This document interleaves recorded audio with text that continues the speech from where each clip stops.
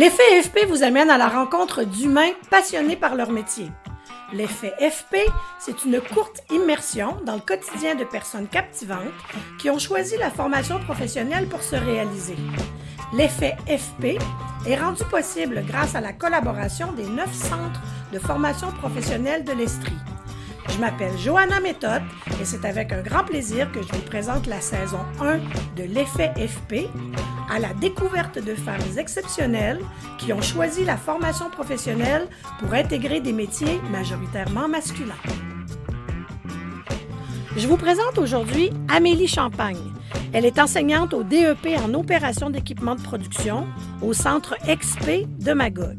Elle nous partage avec enthousiasme sa passion et sa fascination pour son domaine, le caoutchouc. L'effet FP, c'est aussi ça, c'est transférer son savoir à la relève en formation professionnelle. Bonjour Amélie. Bonjour. Et merci de nous recevoir. Plaisir. On est au centre XP. Oui. À Magog. Oui. Puis toi, t'enseignes ici. Oui. T'enseignes quoi? En fait, je suis enseignante le DP s'appelle Opération d'équipement de production. Ici, à Magog, on enseigne la transformation des caoutchoucs et des plastiques. Moi, pour ma part, j'enseigne seulement la transformation des caoutchoucs. Ah, ça fait-tu longtemps que tu fais ça? Ça va faire, je dirais, là, tout près de 3 ans et demi, là. Que tu es enseignante ici au DEP. Exact. D'accord. Puis dis-moi, comment tu es arrivée là? Et... Oh, OK, on recule dans le temps. De ta petite enfance, non? OK. Non, partons peut-être plus, je dirais, à l'université. OK. J'ai fait, en fait, moi, je suis chimiste de formation. Donc, j'ai un bac en chimie, une maîtrise en chimie des matériaux polymères à Québec. J'ai étudié à Québec à l'Université Laval. Et puis, à la suite de mes études, comme tout le monde, on cherche un emploi. Et puis, j'ai trouvé un super bel emploi, justement, dans la région, à Waterville, là, tout près d'ici de Sherbrooke. Waterville-TG? Non, en fait, c'est l'autre bord de la rue. OK. Ça s'appelle PPD. Ah, comme chimiste. Comme chimiste en formulation des caoutchoucs. OK. Donc, même en mon entrevue, première question, qu'est-ce que tu connais au caoutchouc? Tu as une maîtrise en chimie? La réponse est rien. Puisqu'on n'apprend pas vraiment le caoutchouc à l'école. Ouais. Mais de mon expertise en matériaux et tout ça, je me débrouillais quand même bien. Donc, j'ai eu l'emploi comme chimiste en formulation. Et puis, j'étais là 9 ans comme chimiste. Vraiment un métier que j'adorais, j'aime encore. Là, c'est ma passion, le domaine des caoutchoucs. Et puis, comme tout le monde, la pandémie a frappé. Oh non, c'est quoi ça? Qu'est-ce que la COVID?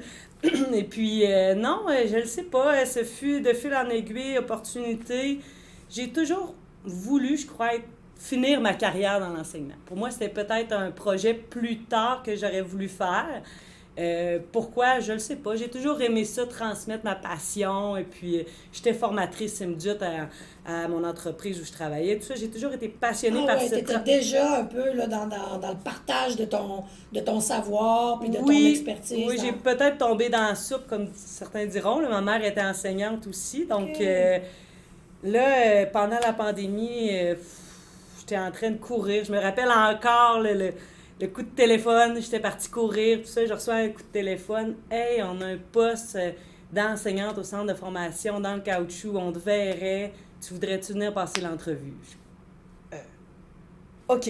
Donc, de fil en aiguille, c'est ça, j'ai passé l'entrevue, j'ai obtenu le poste. Et puis, pour la conciliation, je suis maman de 2 jeunes enfants. Maintenant, plus si jeune que ça, mais dans le temps, 3 ans et demi qui était quand même très jeune. Donc, la conciliation, travail, famille, ce désir-là de l'enseignement qui m'a toujours appelée. Donc, c'était un défi qui me tentait.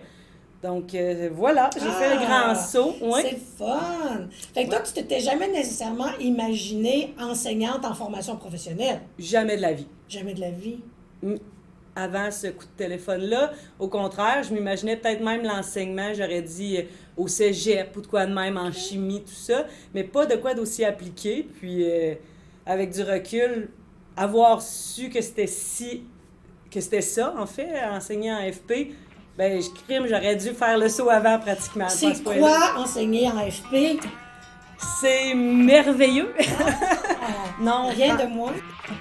Enseigner en FP pour Amélie, c'est merveilleux, elle l'a dit, et c'est enrichissant. Mais c'est aussi formateur et ça permet de garder un contact direct avec le marché du travail, surtout dans un programme comme le sien, en alternance travail-études. C'est vraiment différent, je dirais, de l'enseignement comme on le connaît, là. J'ai fait le cégep, l'université et tout, mais c'est vraiment, on enseigne quelque chose de pratique, donc c'est des savoir-faire et du savoir-être. J'enseigne principalement, moi j'enseigne en dual, donc j'enseigne à des élèves qui sont déjà à l'emploi. Ils sont ici 2 jours semaine, donc le reste du temps, ils travaillent peut-être en moyenne 35 à 40 heures semaine. Là, et c'est toi qui fais les suivis en entreprise? Oui, je fais des suivis de stage jusqu'à concurrence là, d'environ 15 heures par élève. Ce sont des suivis de stage individualisés. Toi, est-ce que tu es la seule enseignante de ce programme-là ici? En fait, oui, je suis la seule enseignante au Québec de ce programme-là. Donc, madame! Il ne faut pas trop que j'attrape la grippe souvent. Disons-le de même. Non, oui, je suis la seule, malheureusement. Fait que c'est très niché comme programme de formation, donc. Très, très niché.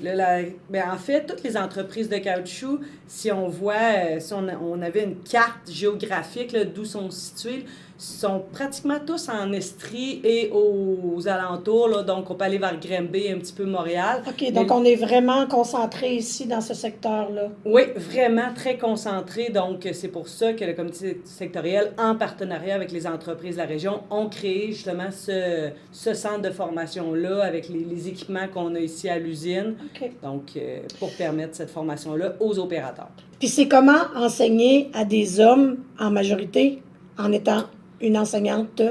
Ah oui, bonne question. En fait, honnêtement, pour ma part, je vois aucun problème. Je m'entends bien avec autant une femme qu'un homme, mais je dirais que ça va super bien.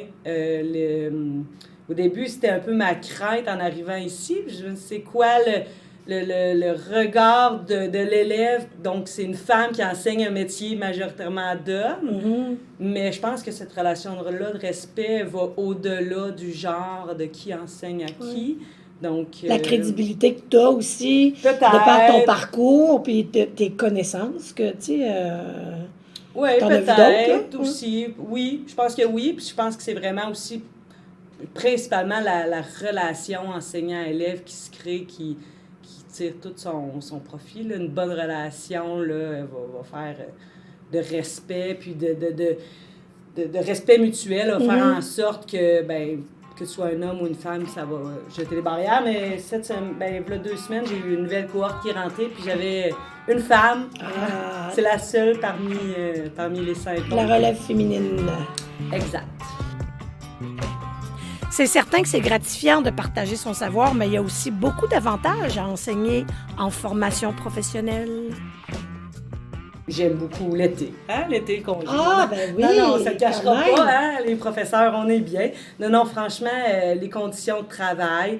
J'aime beaucoup aussi cette approche, la supervision de stage. Moi, c'est une des choses que j'aime le plus. Oui, c'est ça. Ce contact individualisé que j'ai avec tous les gens sur leur lieu de travail. Tu les vois évoluer, c'est ça? Je les vois évoluer et je vois beaucoup de choses. Tu sais, moi, j'ai été chimiste en formulation dans une entreprise où on faisait du mélange.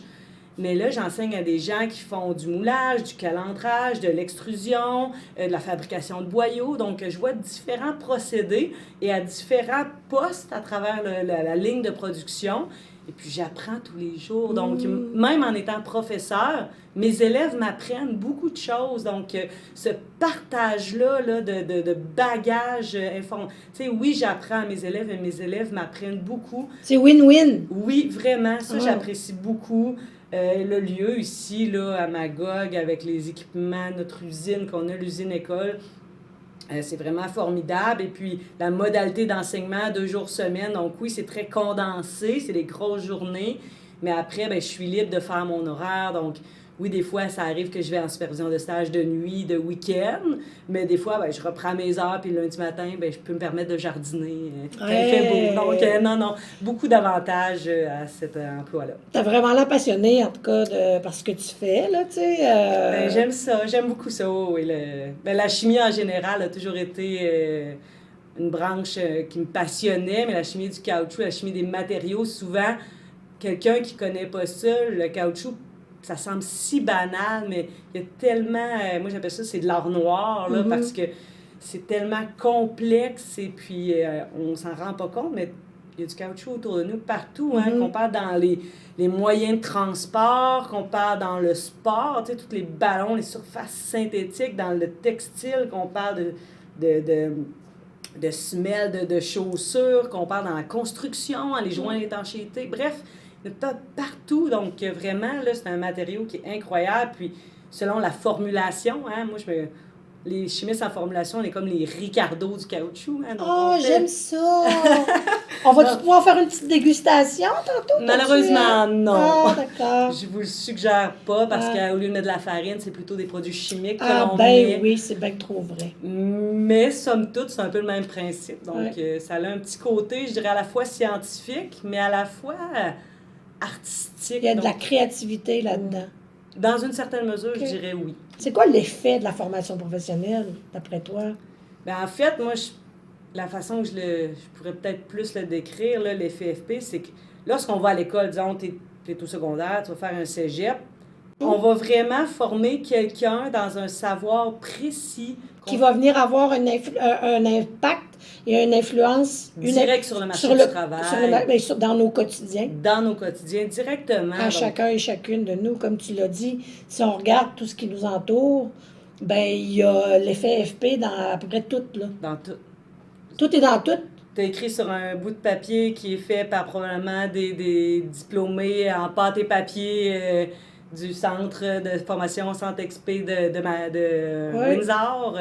Donc oui, effectivement, donc l'effet FP, ça crée des gens des métiers qu'on a besoin partout. Hein. On a ces métiers-là. On n'a pas juste besoin de cadres dans la vie puis de gens de bureau. Hein. Il faut des gens qui opérationnalisent les équipements et tout ça. Et puis, c'est vraiment complexe. Ça peut paraître simple. Souvent, on associait... Tu sais, la FP a eu pendant longtemps un mauvais... mal aimé. Le mal aimé de la famille. Le mouton noir. Ah, ben non, tu vas juste faire un DEP. Il faut vraiment arrêter ça parce qu'au contraire, maintenant, on le voit bien, là, certains DEP, là, les carrières sont, ma foi, incroyables. Et toi, tu contribues à ça, hein? Je sais. Mais je pense, j'en suis persuadée que tu fais ça comme une main de maître. Parce que quelque part, t'es maître, tu sais. Oui, de par mon diplôme, je suis maître, exactement. Parce que tu as probablement des collègues qui, eux, sont passés par la FP pour venir se former. Et par la suite, sont devenus des enseignants, n'est-ce pas? Je dirais que la majorité des enseignants FP sont des effets FP, dans le fond, des gens des gens qui sont issus de la formation professionnelle et qui, par la suite, se sont pas réorientés, mais se sont retrouvés. Fait le saut, effectivement, puisque la formation professionnelle, oui, là, en ce moment, on doit faire un bac en enseignement de formation professionnelle durant notre parcours, sauf que à la base, pour enseigner un métier, on doit le connaître. Exact. Donc, souvent, on enseigne un métier DEP, donc les gens sont souvent issus du DEP, ont travaillé quelques années dans le milieu et ont eu une opportunité de devenir enseignant et ont saisi cette chance-là, qu'ils ne l'apprendrait pas. Mais dans mon contexte... Toi, tu es arrivé par un autre chemin. Oui, moi, j'étais arrivée par un chemin de gravel, disons-le, là, mais... Oui. Mais tu es tout aussi contente et tu trouves autant ton compte ici que... Oui. Moi, mon plaisir, c'était de former les opérateurs parce que c'est ce qui manque. Il n'y a aucune formation en caoutchouc qui se donne au Québec, mis à part les formations en ligne par le comité sectoriel, que je donne en ligne les vendredis. Là. Donc, bref, il n'y a pas de formation pour personne, donc c'est dur. Les opérateurs sont souvent... dans le fond, engagés, sont mis à un poste et puis on leur dit, fais ci, fais ça, mais sans comprendre le pourquoi du parce que. Donc, ça devient moins valorisant. Puis c'est ce que j'apprécie de mon cours, c'est que je suis capable de leur faire comprendre pourquoi on procède à telle action, pourquoi on fait ça, Donc là, ça vient vraiment donner un sens beaucoup plus profond à leur travail, puisqu'ils ont la compréhension. Ils savent le faire, maintenant ils savent pourquoi ils le font, ils sont même capables de faire du diagnostic de problèmes et tout ça. Donc, vraiment, là, c'est là que la reconnaissance embarque. Puis je remarque, là, depuis les 3 dernières années, beaucoup, même plus de la moitié de mes élèves qui ont terminé ont vraiment grimpé dans l'échelon de l'entreprise. Là. Certains étaient opérateurs. Les compétences sont reconnues et puis... Oui, ils sont devenus superviseurs ou chefs d'équipe, là, tout dépendant de comment on les appelle. Fait que c'est une belle fierté, ça, pour toi aussi. Oui, ben en fait, c'est eux qui ont travaillé pour. Là, c'est toi qui pas prendre leur mérite. Moi, je pense que tu peux le prendre. J'ai donné... T'en as une partie. J'ose dire que j'ai donné des outils dans leur coffre, mais s'ils ne s'en servent pas, ben c'est à eux à prendre les outils et s'en servir. Là. Amélie, merci infiniment. Ben merci à vous. C'est une belle découverte. Ça a valu le déplacement à Magog. Puis, mieux. Voilà.